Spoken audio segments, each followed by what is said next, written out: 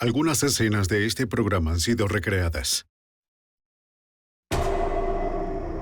¡No, no, no! Los asesinos saben cuándo atacar, cómo desaparecer. Homicidios en serie, todos sin resolver. Cuando una mujer embarazada es asesinada, los agentes juran detener la violencia. Comienza una batalla sin cuartel entre la policía y los criminales. Hasta que no se resuelven los casos, nadie estará a salvo.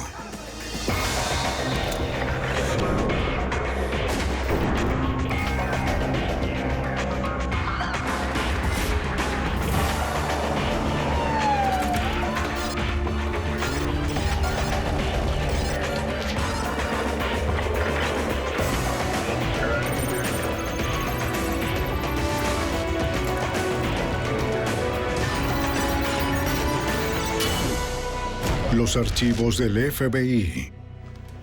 En los años 70 y 80, una banda de matones causó estragos en Puerto Rico. Organizados, con experiencia letal, parecían estar más allá de la ley. Soy Jim Kallstrom, exdirector del FBI en Nueva York. Como estado asociado, Puerto Rico está bajo la jurisdicción del FBI. Un grupo de agentes descubrió a una pandilla liderada por policías corruptos, hombres que protegían a inocentes, ahora los asesinan. Una hermandad de uniformados que terminó en una guerra. Hermandad traicionada. 28 de julio de 1977. San Juan, Puerto Rico. El distribuidor de diamantes de Nueva York, Steven Brooks, visita la isla en un viaje de negocios. Planea reunirse con un joyero local para cerrar un contrato. También quiere vender de su nuevo inventario. Lleva consigo $250,000 en piedras de lujo. Está solo, sin escoltas. Brooks debe regresar a casa en 2 días.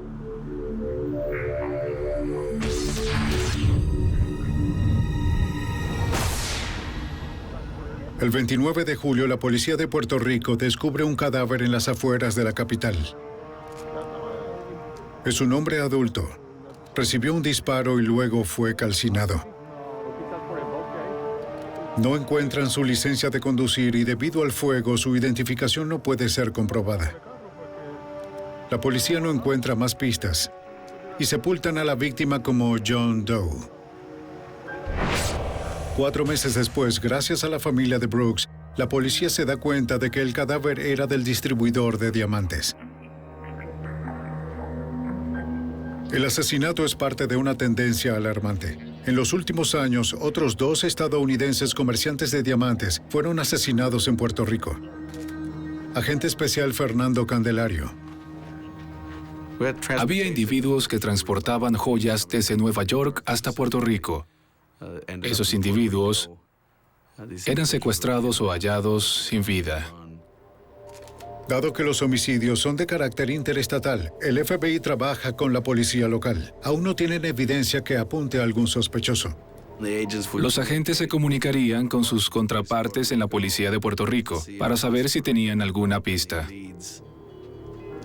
Sin reporte de pistas, los casos se estancan.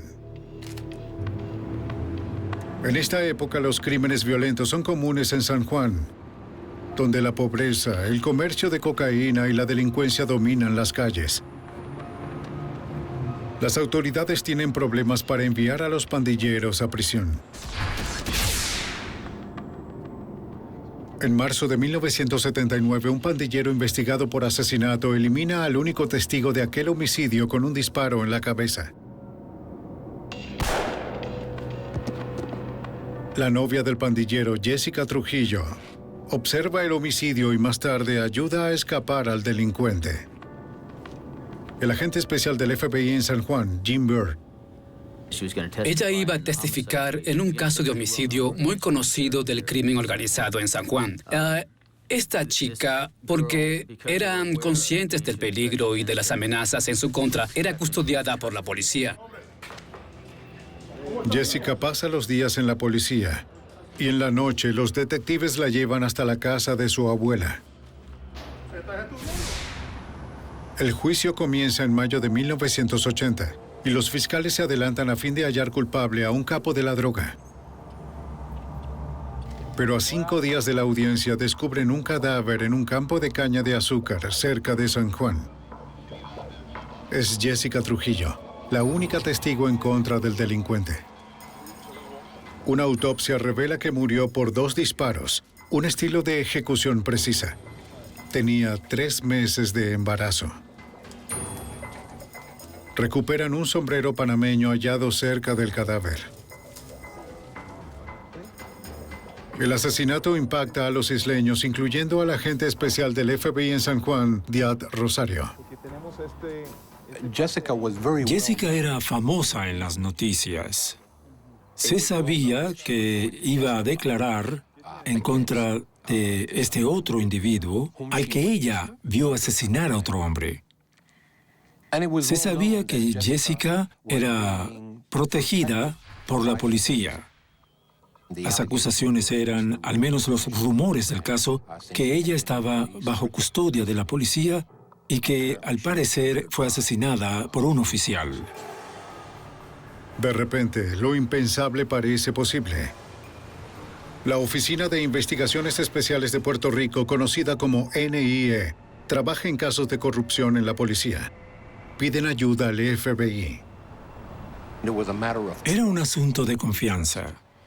¿En quién creemos? Y el NIE confió en el FBI en vez de buscar al mismo departamento de policía.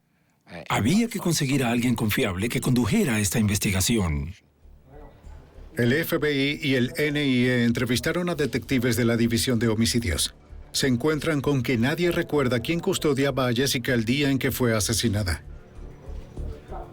No obtuvimos cooperación. Ningún detective allí iba a hablar sobre este caso. Era algo siniestro.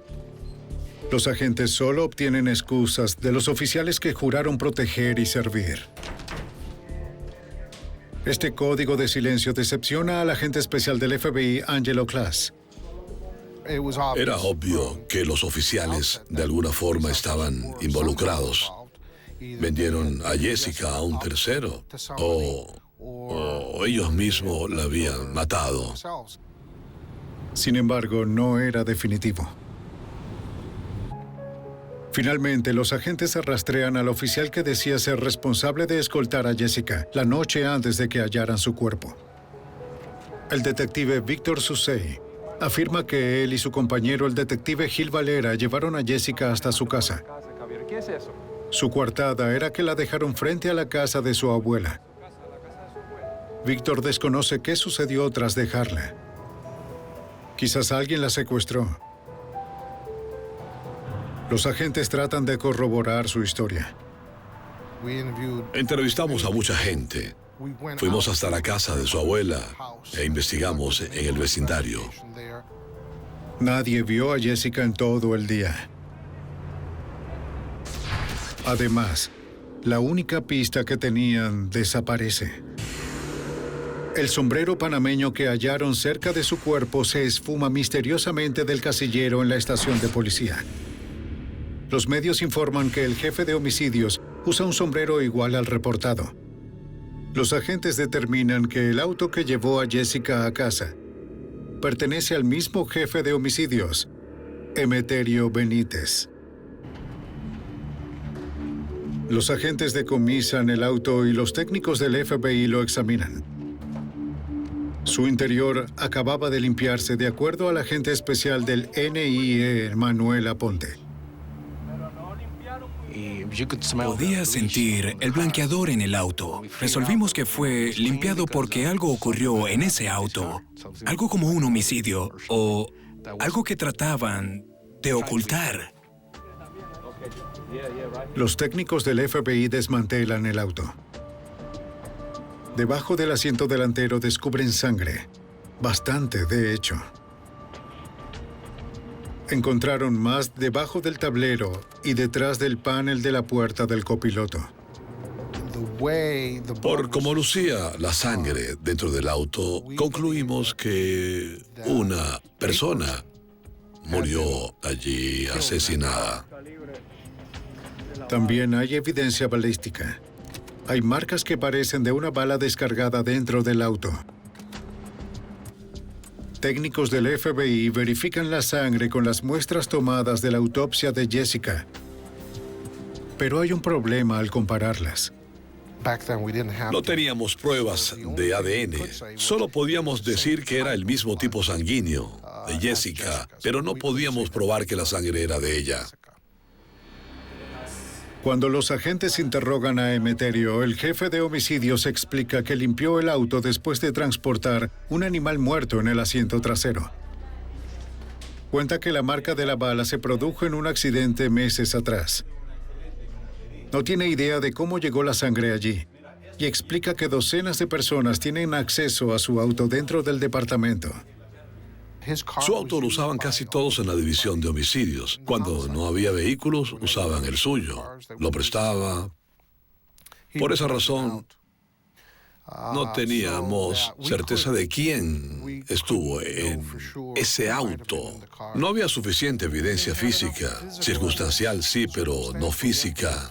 Cuando queremos acusar a alguien en un caso, debemos tener extrema confianza en que vamos a tener éxito al procesarlo. No queríamos cometer un error y acusar a alguien de manera prematura por un crimen.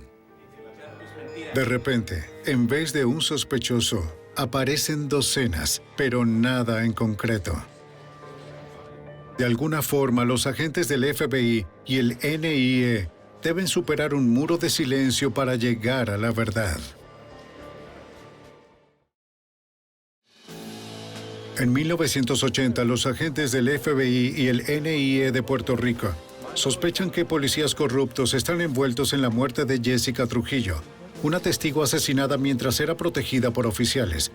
Hay evidencia que sugiere que Jessica fue asesinada en el auto del jefe de homicidios, Emeterio Benítez. Pero no es suficiente para arrestarlo, sobre todo por el cargo que ocupa. Esto según el agente especial del FBI, Jim Byrd.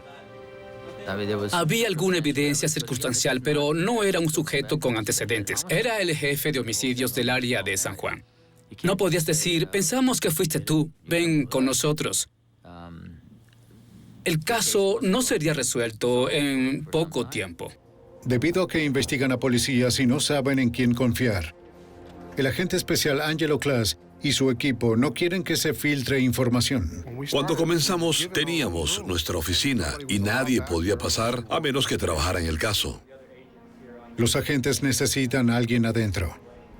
Revisan a los detectives que llevaron a Jessica hasta su casa, Gil Valera y Víctor Susey. Los investigamos un poco.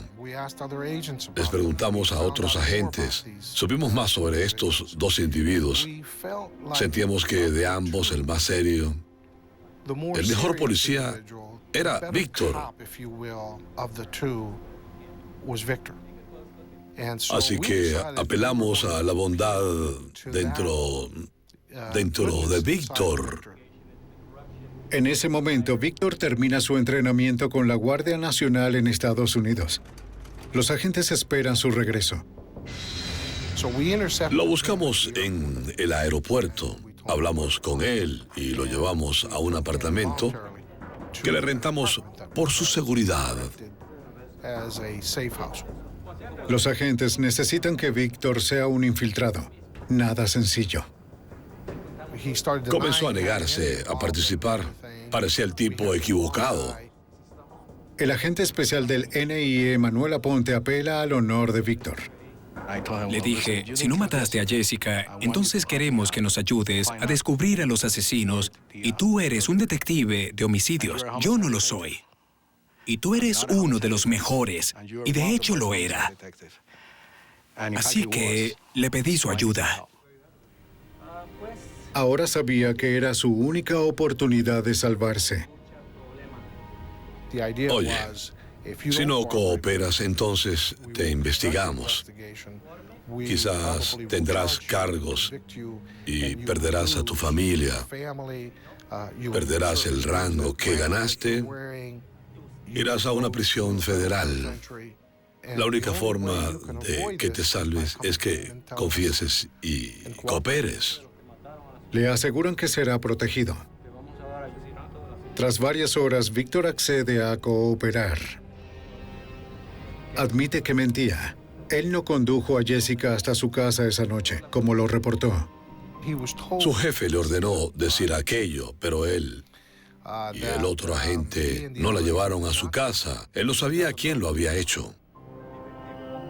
Víctor afirma que muchos detectives están envueltos en actividades criminales. Se hacen llamar a sí mismos el Escuadrón Mortal.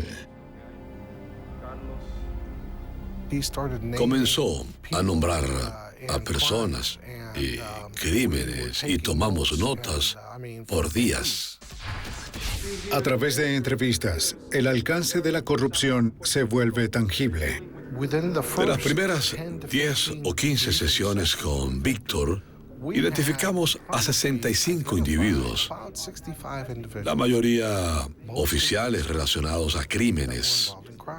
Además, había abogados y empresarios. Decidimos agruparlos para descubrir quién trabaja con quién, en qué tipo de crímenes participaron. Cuando teníamos esta lista, resultó que lidiábamos con 19 grupos diferentes. El agente especial Diat Rosario ayuda a identificar el epicentro de la corrupción. La mayoría de los oficiales involucrados en actividades de corrupción venían de una división específica dentro de la policía, conocida como el Centro de Investigación Criminal, el CIC. El CIC tenía a los mejores detectives de la fuerza y a los más poderosos.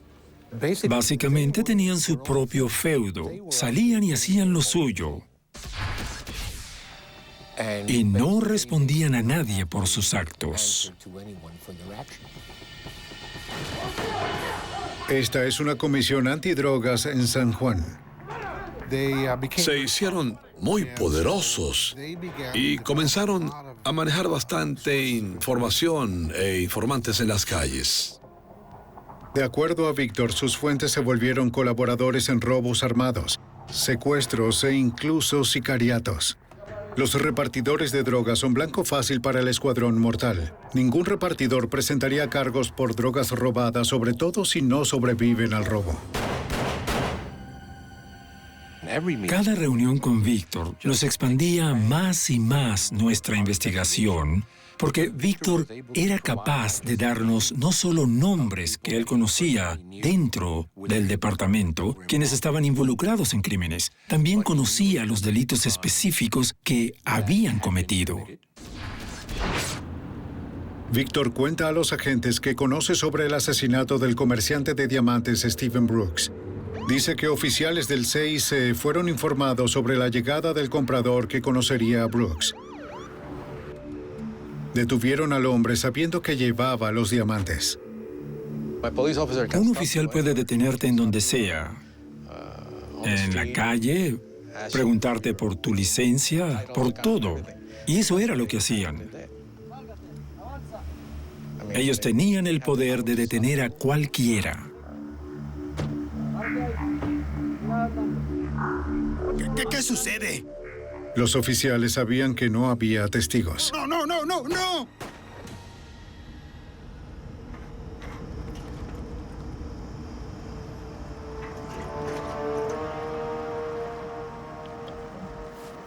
Debido a que el CIC investigó el homicidio, cuando ya era tarde, fue muy fácil encubrir su crimen. Ustedes tienen Lo pretensiones. que revela Víctor molesta a los agentes honestos que trabajan en el caso. Estos hombres no eran extraños. Los conocía. Fue espantoso. Era espantoso que hubiesen llegado tan lejos. Había hombres que juraron con su mano derecha defender la ley, servir y proteger. De no haber sido por sus insignias, ellos habrían sido como cualquier otro delincuente. Sin importar lo que tarden, el FBI y el NIE están dispuestos a detener al escuadrón mortal. En Puerto Rico, el FBI y el NIE investigan a policías corruptos que se hacen llamar el escuadrón mortal. El agente especial Angelo Class dirige la compleja investigación. El objetivo era identificar a todo aquel involucrado en actos de corrupción en Puerto Rico y luego identificar los crímenes cometidos y presentar la evidencia para procesarlos. El detective Víctor Susey ha colaborado, pero los agentes necesitan más para procesar el caso.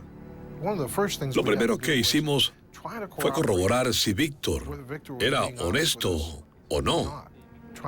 Tratábamos de confirmar si decía la verdad o teníamos que sacarle la verdad. Así que decidimos conectarlo a una grabadora y probarlo con otros sospechosos. El agente especial Jim Bird prepara a Víctor para su misión. Su misión era conversar con gente relacionada al caso. Hablarían de planes futuros o crímenes ya cometidos. Es lo que queríamos obtener. Es una tarea peligrosa. Si sospechan de su traición, lo asesinarán. Iba en contra de otros oficiales y tenía que cuidarse, pero Víctor sabía qué hacer, qué tan lejos llegar, cómo moverse y cómo cubrirse a sí mismo. Víctor comienza con oficiales ya conocidos. Uno de los contactos de Víctor era Julio César, quien fue el jefe de equipo especial de arrestos de la policía de Puerto Rico. Víctor era muy cercano. Salían juntos, bebían juntos y socializaban. Mientras Víctor graba a Julio admitiendo sus crímenes, los agentes obtienen una causa probable para pasar a otro nivel de vigilancia electrónica. Teníamos suficiente evidencia de las conversaciones entre Víctor y Julio para meternos en su auto e intervenir el teléfono del sospechoso. Con dicha intervención, ahora los agentes pueden escuchar y grabar conversaciones en las que Julio hable sobre sus crímenes. No es fácil cuando los policías deshonestos se protegen a sí mismos, incluso con teléfonos intervenidos. Así lo cuenta el agente especial Díaz Rosario. Muchas de las discusiones eran en código, no eran conversaciones abiertas. Tuvimos que estudiar a mucha gente para averiguar si se referían a aquel tipo o al otro. Así que hicimos muchos análisis al respecto. Uno de los detectives con quien Julio habla con frecuencia es Gil Valera. Cuando Gil se ve implicado, los agentes continúan la grabación. Había suficiente causa probable para conectarnos a Gil y así identificamos a otros involucrados. Además, supimos qué estaban haciendo, qué planeaban, sus chantajes y otras cosas. El número de grupo. Agentes del FBI y el NIE investigan los casos de cada crimen revelado. Se decidieron por este caso particular, un caso muy significativo en sí, pero solo era una parte de toda la olla de corrupción. Investigamos 16, 17, 18, 19, 20 casos, si se quiere, al mismo tiempo. Hasta ahora, nadie admite estar involucrado en el asesinato de Jessica Trujillo. Los investigadores solo tienen un sospechoso, el jefe de la División de Homicidios de Puerto Rico. Los agentes están determinados a encontrar al asesino y resolver el caso que destapó la olla de corrupción. El asesinato de la chica y su investigación abrieron una caja de Pandora repleta de individuos involucrados en asesinatos, sicariatos, extorsiones, secuestros, fraude y sobornos. Una gama de todos los delitos que puedan pensar. A medida que Víctor se relaciona con los policías corruptos, le dejan saber de sus próximos crímenes. En febrero de 1981 discuten sobre un sicariato. Durante una reunión, Julio le explica al grupo que tenía una oferta para asesinar a cierto periodista en la región sur de Puerto Rico. Julio sugiere que Víctor sea el gatillero. Tal vez para probar su lealtad. Los agentes no pueden permitir un asesinato, pero no quieren arriesgar el caso con un arresto apresurado. Decidimos que lo mejor era contactar al periodista, advertirle que corría peligro de muerte, que estábamos trabajando en ello, pero necesitábamos que estuviera fuera de Puerto Rico, a salvo. El periodista desaparece por un mes. Eso nos dio suficiente tiempo para, a través de Víctor, convencer a Julio y a los demás del grupo de que matar a un periodista no era una buena idea. De hecho, era una idea estúpida por todo lo que traería como consecuencia y sería insostenible para ellos. Debían reconsiderarlo, reconsiderar este contrato, y eso fue lo que ocurrió. Julio se convence de que sería mucha publicidad. Decide cancelar el golpe. Todo queda registrado como parte del caso. Teníamos micrófonos en el auto de Víctor. Así que grabábamos a cualquiera que estuviera conversando dentro de su vehículo. A pesar de meses de investigación, los agentes están lejos de su meta final, arrestar y condenar a cada oficial corrupto. Víctor no pudo acceder a todas las personas que necesitábamos por información. Había muchos agujeros. Apenas era un comienzo. Lo sabíamos. Sabíamos que era un acuerdo a muy largo plazo, y no sería resuelto rápidamente. Víctor está lejos del detective Alejo del Monte, jefe del CIC. Los agentes creen que es el hombre más poderoso de la organización y el más intocable. Era un sujeto muy inteligente. Como investigador, era uno de los mejores, quizás el mejor investigador de homicidios de todo el departamento de policía. Ese era ese sujeto. Aún así, los agentes prometen desmantelar al escuadrón mortal, desde el soldado hasta el comandante. En Puerto Rico, el asesinato de Jessica Trujillo en 1980 lleva a la investigación del FBI contra policías corruptos. Mientras se conocen los supuestos crímenes, el agente Angelo Glass se resiste a capturar a algunos de los sospechosos. Había tantos involucrados que hubiera sido bueno para ese caso particular. Pero hubiera sido fatal para el objetivo final, que era identificar a todas las personas que pudiéramos relacionarlas a la corrupción en Puerto Rico. Agente especial Jim Byrd. Lo otro era que todavía no teníamos suficientes pruebas para arrestar a alguien por el asesinato de Jessica o de otros homicidios por actividades sospechosas en relación a la corrupción en la policía. No estábamos en ese punto. El detective Víctor Sucey se convirtió en informante contra el Escuadrón Mortal. En abril de 1981, se entera de que el grupo quiere robar a la Autoridad Eléctrica de Puerto Rico. Como distracción, colocan una bomba en la parte trasera del complejo para luego asaltar la oficina central. Tienen la intención de robar todo el efectivo, según el agente especial del NIE, Manuel Aponte. Tenían la idea de que en ese momento habría mucho dinero allí y querían llegar antes de que los camiones blindados recogiesen el efectivo.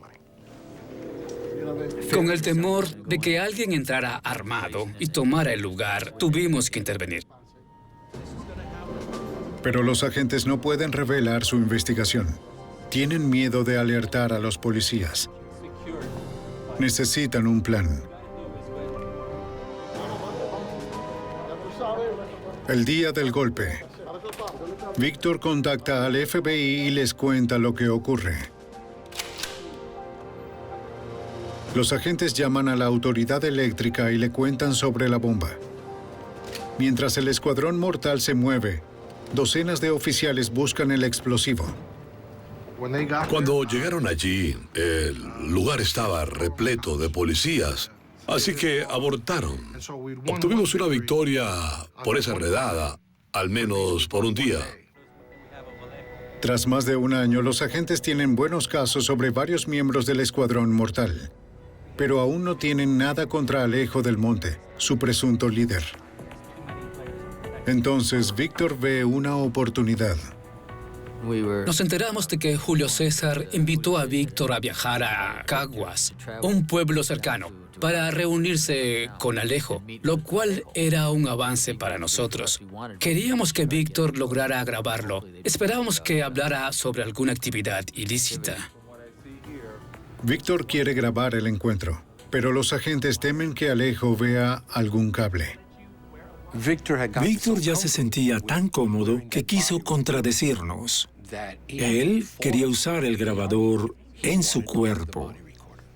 Básicamente le dijimos, no vas a usar el grabador en tu cuerpo. En diciembre de 1981, Víctor y Julio viajan a la casa de Alejo. Aunque Víctor no puede grabar la reunión, los agentes lo necesitan como testigo de lo que discutan allí. Tal como lo predijeron, Alejo es cuidadoso y revisa a Víctor. Alejo trataba de buscar algún grabador. Afortunadamente, esa noche no lo lleva. Si hubiese llevado el grabador, lo hubieran encontrado esa misma noche. Alejo se lleva a Julio para hablar en privado. Víctor y su equipo temen que descubran el plan. Su miedo aumenta camino a casa. Cuando van de vuelta a San Juan, él le dice, ¿sabes que Alejo me dijo que quizás tú trabajas para el gobierno federal? Y esa fue la primera vez que escuchamos que a Víctor le decían esto. Víctor trata de convencer a Julio de que él es de fiar, pero pronto los agentes se dan cuenta de que ya no confían en él. En la Navidad de 1981, tuvimos una de las intervenciones telefónicas. En una conversación, escuchamos que entre sus planes estaban asesinar a Víctor porque sabían que cooperaba con nosotros. Los investigadores le avisan a Víctor que se terminó. Recuerdo que Víctor no quería salirse. Quería obtener más evidencia de todos los policías. Reprodujimos la cinta para que se diera cuenta que era suficiente, que él y su familia tenían que alejarse. Víctor y su familia salen de Puerto Rico bajo el programa de protección de testigos antes de que el Escuadrón Mortal lo atrape. Cuando Víctor deje de contestar las llamadas, los policías corruptos sabrán que hay una investigación en curso. Ahora serán menos propensos a hablar y confesar. Aún así, las averiguaciones continúan. Para ese momento, teníamos otras fuentes adicionales dentro del departamento de policía que quizás no manejaban tanta información como Víctor lo hizo, pero que tenían la suficiente cantidad como para conducirnos y avanzar en las investigaciones. Los agentes necesitan evidencia real contra el oficial más peligroso, Alejo del Monte. Sabíamos sobre Alejo, no solo por Víctor, sino por otros policías que él coordinaba estos delitos. En especial, asesinatos contra joyeros y contrataba gente para asesinarlos. Alejo era el objetivo. De eso estábamos seguros. Aún así, no tienen nada sólido contra Alejo, aunque están cerca de lograrlo. Es 1 de septiembre de 1982, 2 años en la investigación. Mario Ramírez conduce a casa tras trabajar en la joyería de su padre. No tiene idea de lo que va a ocurrir allí.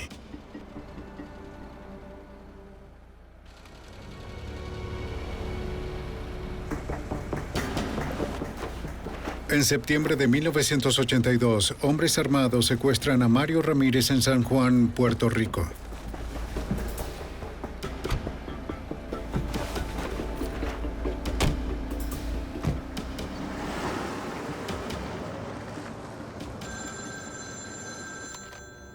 Diga. Esa noche, el padre de Mario recibe una llamada. ¿Quién habla? El sujeto en línea dice que secuestraron a Mario y pide $500,000. Dice que llamará de nuevo con instrucciones y afirma que matarán a Mario si alguien avisa a la policía. ¿Quién llama? Es Mario. Por horas, la familia busca qué hacer. Entonces, el padre de Mario llama a su vecino, el agente especial Angelo Class. Resulta que la víctima y su padre vivían cerca de mí y eran mis amigos. Hiciste bien en contactarnos. Class aparece en su casa de inmediato. No se preocupen. Class llama a otros agentes y les cuenta que vayan a las calles y pasen inadvertidos. Debíamos tener cuidado, porque sospechaba que los malos vigilarían la casa de Mario. Cuando el equipo se reúne, discuten el caso. Una fuente confidencial reportó que Alejo del Monte planeaba secuestrar al hijo del joyero. El agente especial Jim Bird explica a la familia cómo extender las conversaciones telefónicas, lo suficiente para rastrear la llamada y descubrir la ubicación de Mario. Tratamos de enseñarles qué hacer. Cuando llamen, ¿qué dirán? ¿Qué van a hacer? ¿Cuál es el plan? Lo que no dijeron a la familia es que si el escuadrón mortal es el responsable, Mario quizás nunca regrese. Pensamos desde el principio que si eran estas personas, quizás Mario sería asesinado, incluso si obtenían el dinero o no. Su probabilidad de sobrevivir no era muy grande.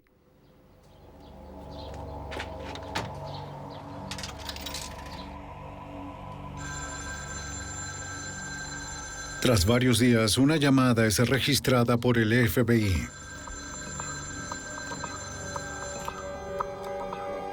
Buscando ganar tiempo, el padre de Mario dice que no tiene todo el dinero. No tengo 300,000. La cifra baja a $224,000 en efectivo y joyas. El padre de Mario trata de mantener la llamada, pero el secuestrador sabe cuándo terminar.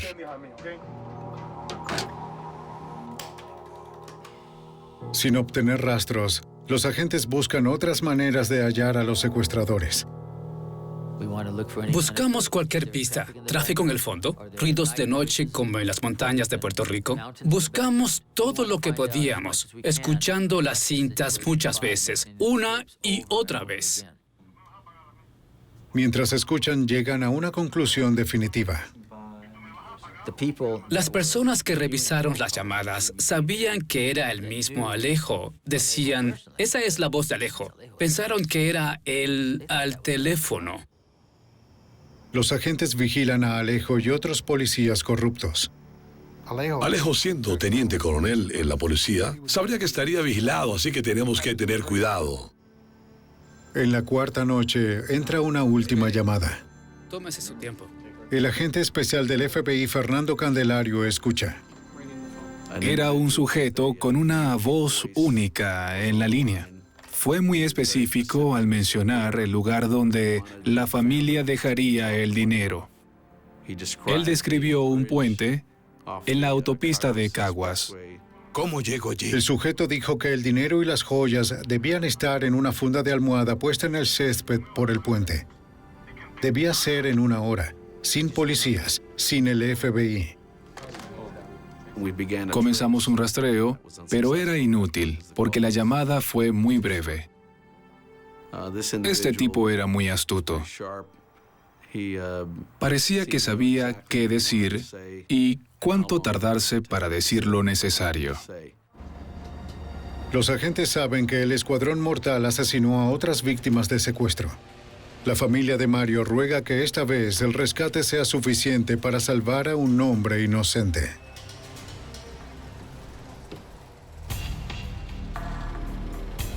El FBI y el NIE de Puerto Rico creen que una pandilla de policías corruptos conocidos como el Escuadrón Mortal secuestró a Mario Ramírez. El 4 de septiembre de 1982, los agentes vigilan el lugar del rescate, un puente a las afueras de San Juan, según lo relata el agente especial del NIE, Manuel Aponte. Teníamos un par de agentes cerca del sitio. Se escabulleron por ese camino hasta quedarse en los arbustos. El padre de Mario llega al lugar con el rescate, protegido por un agente escondido en su auto. El agente especial del FBI, Fernando Candelario, ayuda a coordinar el operativo. Teníamos un avión en el aire. Nos sorprendió lo quieto que podía estar. Era de noche. Podía volar sin luces, así el secuestrador no iba a verlo por el cielo. Docenas de agentes dirigen la vigilancia en el suelo, tratando de no ser vistos. Con todos en sus posiciones, el padre de Mario deja el rescate en el puente tal como se le indicó.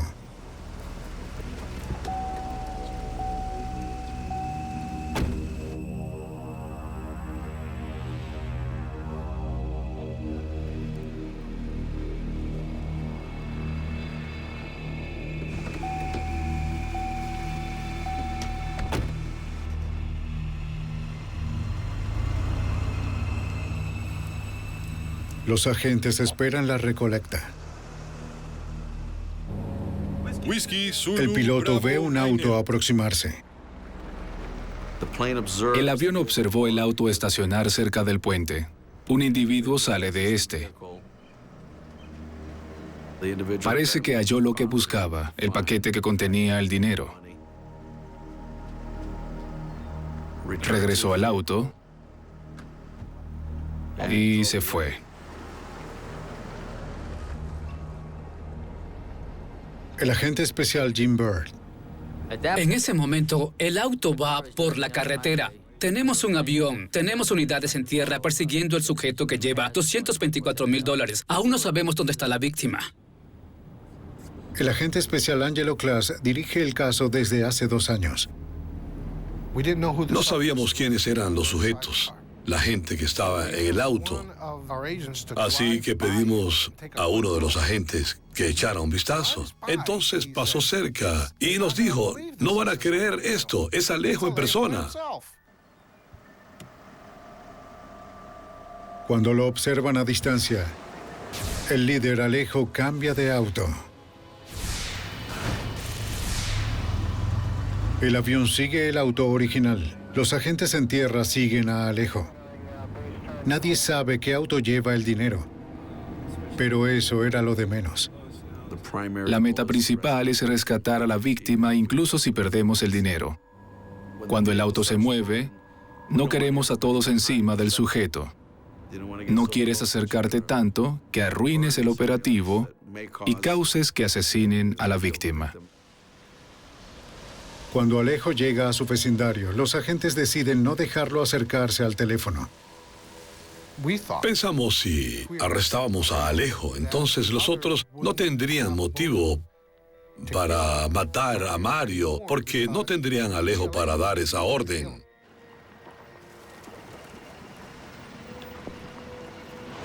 Los agentes se dirigen a la casa del sospechoso. FBI, muestre sus manos. El agente especial Diat Rosario hace una advertencia. ¡Levante sus manos! Llamé por radio y les dije, tengan cuidado, él siempre carga una Uzi. ¡Manos arriba! Alejo ignora sus instrucciones y se mueve como si buscara un arma. Un agente del NIE realiza un disparo de advertencia. Fue tan cerca de su rostro que de hecho impactó en su oreja. Su oído comenzó a sangrar. ¡Se están metiendo en un gran problema!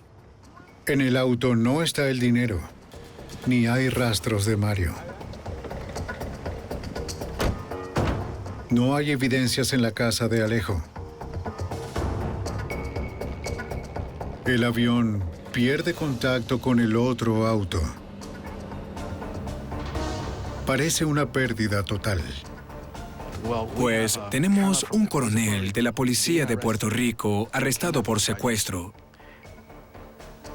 Pero no tenemos a la víctima ni el rescate. ¿Tienen alguna señal? Mario sigue desaparecido en algún lugar. Los agentes tratan de que Alejo les diga dónde está la víctima retenida. ¿Qué es eso? Nada de eso ocurrió. Solo decía, tienes el tipo equivocado. No sé de qué hablas. Soy el teniente coronel de la policía de Puerto Rico. Cometiste un gran error. Los agentes buscan a los otros sospechosos. Salimos a las calles de Caguas, buscando los autos que habíamos identificado por estos criminales. Las horas pasan. La esperanza se desvanece. Y entonces, Mario estaba en una vía cerca de San Juan. Llamó a su casa desde un teléfono público y dijo, estoy libre. Entonces lo recogimos y lo trajimos de vuelta. al parecer, una vez que Alejo fue arrestado, los otros secuestradores se asustaron y liberaron a Mario. Al fin está en casa. Nunca había visto a los agentes llorar. Así de emocionante fue. En ese momento, a nadie le importaba si recuperábamos el dinero o no. Lo importante era que él había regresado. Oh, gracias. Con Alejo en custodia, es hora de que todos caigan. Un juez federal ordena capturar a 32 personas, la mayoría oficiales corruptos. Rápidamente son aprehendidos.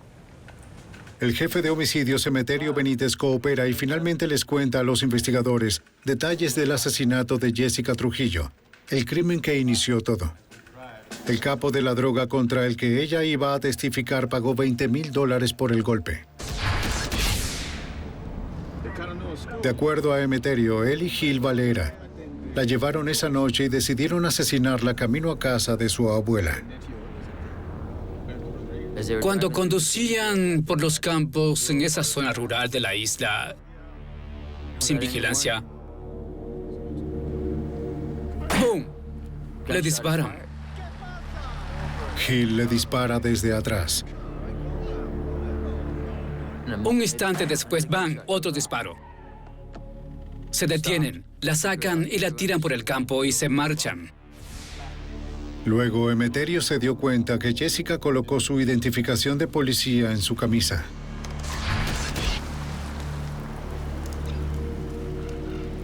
Regresó y recuperó su identificación. Allí perdió su sombrero panameño. Un asesinato así de audaz, dispararle a una chica que portaba el sombrero del jefe y la identificación en un auto de policía, mostraba lo intocable que se creía el escuadrón mortal. Esto fue hecho sin planearlo. ¿A quién le tocaba disparar? ¿O dónde sería? ¿O qué harían con el cuerpo? Solo le disparó mientras conducían el auto del jefe de homicidios. Esta investigación se convirtió en el caso de corrupción policial más grande en la historia de Puerto Rico. La mayoría de los oficiales fueron condenados desde 8 años de prisión hasta cadena perpetua. Era deplorable que fuese alguien con un cargo, un servicio para proteger a los ciudadanos y pierdan la cabeza por dinero. Hoy en día, la policía de Puerto Rico es otra institución. El escuadrón fue desmantelado y los ciudadanos de la isla, una vez más, pueden confiar en quienes juran protegerlos.